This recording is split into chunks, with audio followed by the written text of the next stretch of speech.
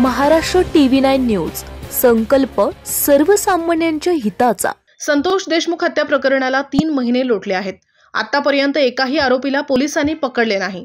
जे 9 जण अटक आहेत ते स्वतःहून हजर झालेले आहेत।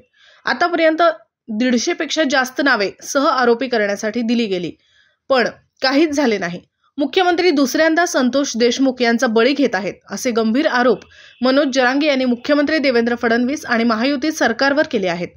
मस्साजोग मधील अन्नत्याग आंदोलनाच्या ठिकाणी मनोज जरांगेंनी माध्यमांशी संवाद साधला। ते म्हणाले, ही वेळ यायलाच नको होती, पण आता जी वेळ यायला नको होती ती आलेली आहे। दुर्दैव आहे, गावाला आज न्याय मागावा लागतोय आणि सत्ताधारी फक्त तपास सुरू आहे इतकंच सांगतात।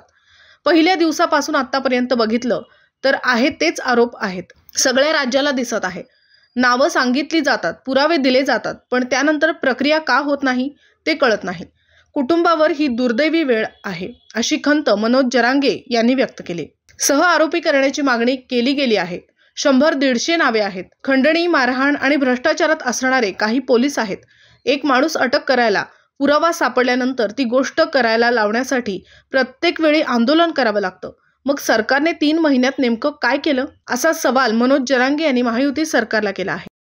आपल्या परिसरातील महत्त्वाच्या बातम्या पाहण्यासाठी महाराष्ट्र TV9 न्यूज चॅनलला YouTube वर सबस्क्राइब करा आणि बेल आयकॉन प्रेस करा।